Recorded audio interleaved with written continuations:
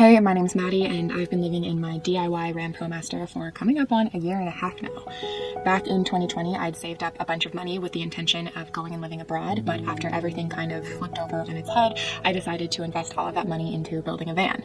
So today, I have my computer with me, and I have my cost spreadsheet, and I'm going to give you guys a cost breakdown of everything it cost to build out this van. I think videos like this, money-related videos, warrant a disclaimer that if you're interested in living on the road, there are way more affordable ways to do it. You can find rigs that cost $100 to convert, and you can find rigs that cost well over $100,000 to convert. You can save a lot of money by doing a DIY build like this one, and you can also have maybe, in some cases, a more professional build if you hire out.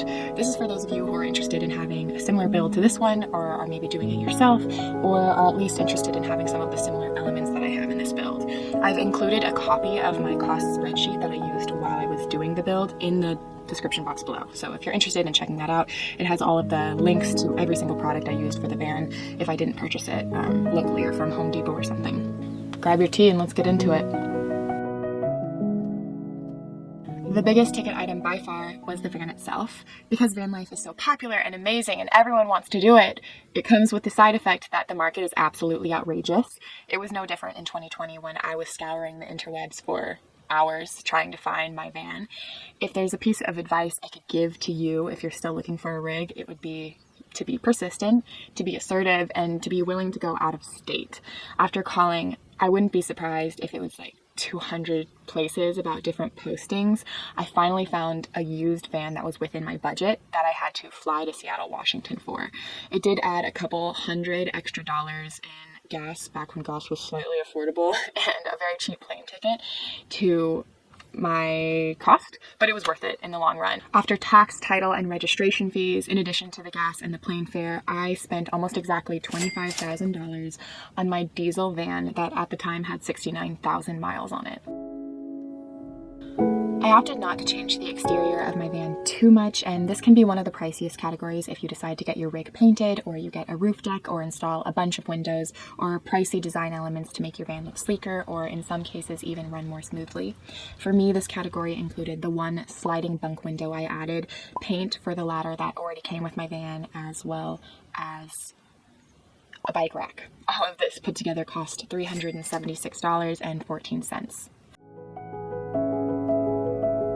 Framing is one of the first and most important things you can do for your build, and it really does set the tone for the rest of the conversion. Basically, you attach frame strips, which are long, thin pieces of wood, onto the metal of your van in basically as many different strategic places as you can, and thus you create an anchor on which to drill your upper cabinets, your lower cabinets, your walls, and your ceilings, and it makes it a lot easier if you do this part well.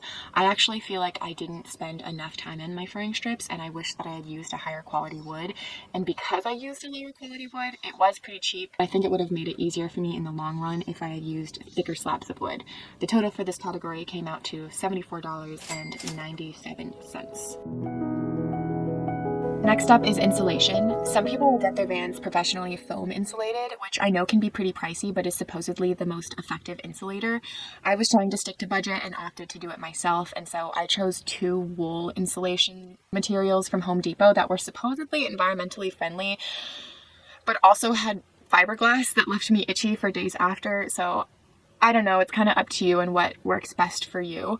I will say before insulation, you should definitely consider wiring, at least for your lights, and maybe some if you want to get them on the opposite side as your electrical compartment. It can save you a lot of hassle in the long run. This section also includes things like my insulation for my flooring, 1/4-inch ply that I used to insulate my wheel boxes, sound deadening mats, and Reflectix that I used in the rest of the van as both a water barrier and a little more insulation.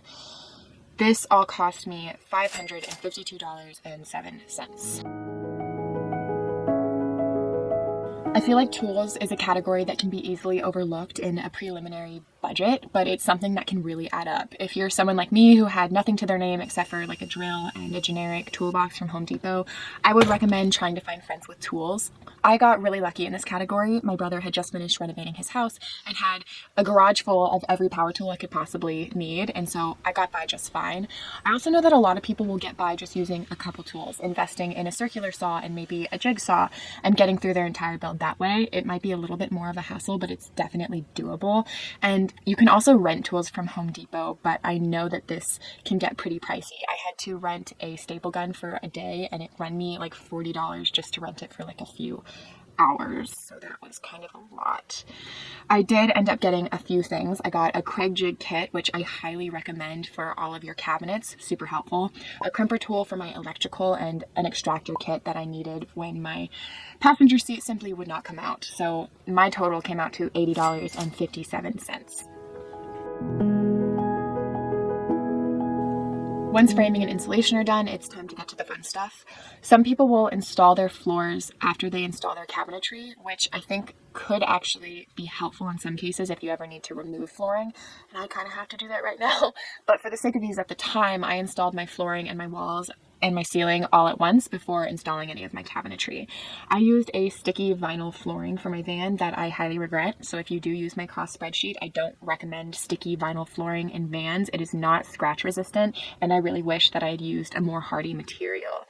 As for the roof, I also kind of regret that material. I used this really beautiful cedar 1/8-inch thick planks, but again, because it's so thin, I had a lot of them crack while I installed them, which wasted money. And I think if I could do it again, I would get a material that was at least a 1/4 inch thick, if not even a 1/2 inch thick.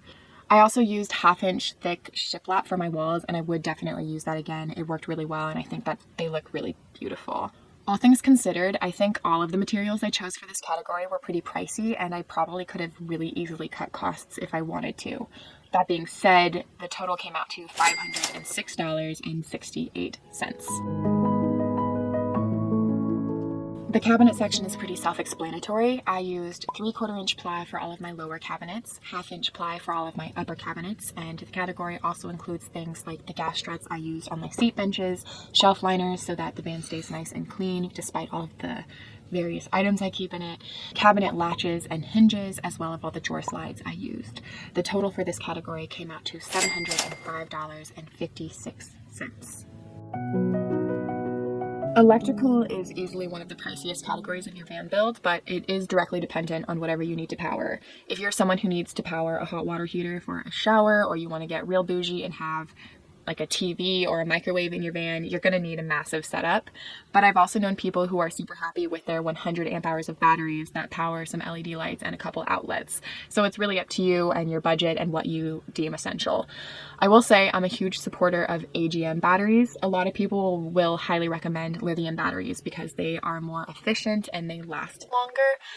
I went with AGM batteries because I was able to cut thousands of dollars off of my budget, and my batteries have worked really well for me since I got them. And I know that even if one of my AGM batteries were to die, I could buy another one for less than half the cost of a lithium battery that powered the same amount. So I'll leave that to you. I will say I used Renogy for my entire electrical setup. It's a really common company that a lot of van lifers have used, especially YouTube van lifers. And I do really like Renogy.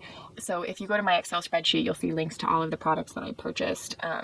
And I will say, I think they're really good. I think that customer service can be a little bit tricky, so just be mindful of that.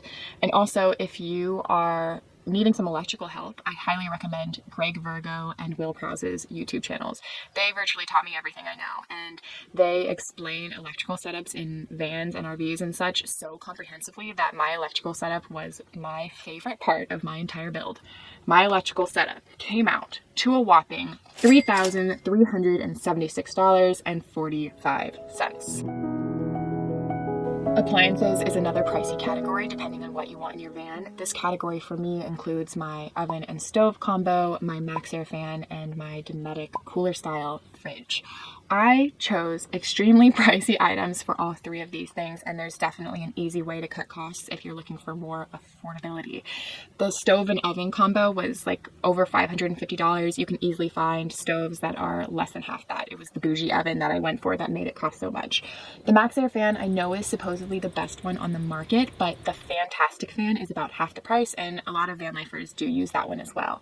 And my fridge is great, but it's not my favorite. The reason I chose it is because I wanted one that was extremely energy efficient, and I also had to get a cooler style fridge because it was the only one that would fit with the space allowances that I had. If I could, I would definitely prefer a standard fridge. I think you know what I mean. The total for my appliances came out to $2,100.89. I chose a propane system for my van despite feeling pretty nervous about it from start to finish. And I'm here to tell you, if you are psyching yourself out about including a propane system in your van, that I truly believe it's worth it. And if handled properly, it is safe and a ton of people use it all the time. Just to be extra safe, I did include a sealed box in my compartment. I then drilled a 1.5-inch hole through the bottom of my van, put a mesh strainer on the bottom so that no bugs or anything could get in. And that way, if there's any propane that leaks from my system, it'll drain through the bottom of the van and go out into nature. I also included a ball valve on my system so that if I have it shut off, no propane will go through the hose and into my van, thus preventing any other leakage. If you decide to include an induction stove in your van, it is extremely energy demanding, and so you might need to increase your electrical setup. So all of this came out to $113.99. The living space section includes anything I bought to make my van look cute, or to make it function a little better, or to fit the general aesthetic I was going for in my van. So it's a bit of an odds and ends section. It includes things like my swivel seat for my passenger seat, curtains, the fabric I used for my cushion covers, and the mattress I cut apart to make them, my table's plexiglass cover, and kitchen bits and bobs. The total for this section was $849.49. This kind of goes without saying, but I've no doubt that you can cut down this section quite a bit in cost. The thing you should know about me is that living in a van without a really nice toilet was never an option for me. I'm pretty sure that the first thing on my Excel spreadsheet when I was pricing this out was the Nature's Head composting toilet. They cost $1,000 a pop, and I don't regret a thing. I get it. I was pretty bougie. I will say, I'm pretty sure you can build a fairly comparable composting toilet for less than $100 a pop using a 5-gallon bucket and a toilet seat cover from Home Depot. Fairly comparable. I don't know. It's subjective. The rest of this list is pretty extensive, and it's actually not really complete because a lot of my plumbing ended up falling into my miscellaneous category. I was really bad at plumbing. It was my least favorite part of the build, and I found myself running back and forth from Home Depot having to replace and return and get new fittings. And so I was so lazy in that category that a lot of them ended up falling in my miscellaneous category we'll get to in a moment. So though my total came out to $2,120.15, it's probably higher than that. I will say a lot of this cost came from the fact that I chose to use shark bite fittings, which are really pricey, but because they're leak proof and I had no idea what I was doing, I just felt like this was the best option for me, and I didn't skimp on cost. And onto the last section, the miscellaneous section, which does include all of those shark bite fittings I was just talking about, but also includes hardware. I think hardware is an oft overlooked part in the budgeting as well, but it can really add up quickly. Luckily, I was able to supplement my purchases with some of my brother's materials that he didn't need anymore, and so my total came out to $986.95. And that's it. The total cost for my home was $36,846.67. Now, I paid a little over $1,200 in rent and utilities when I lived in Santa Cruz prior to getting my van. That's $14,400 a year, which means I would have to live in my van for 2.5 years to get my money back. But then, if you add the value of all the places I've been, the people I've come to love, and the experiences I've had in the last year and 4 months alone, I'd say I've already more than broken even. Thank you for watching, and I'll see you in the next video. Bye!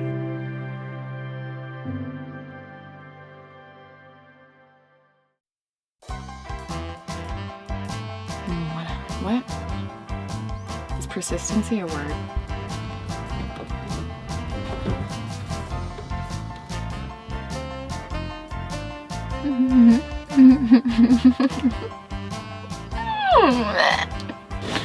With my phone. I need to look up persistency.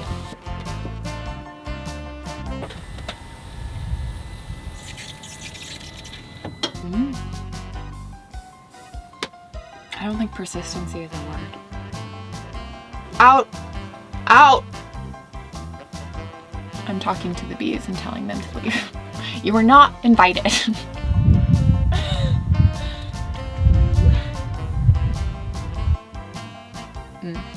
What is that noise?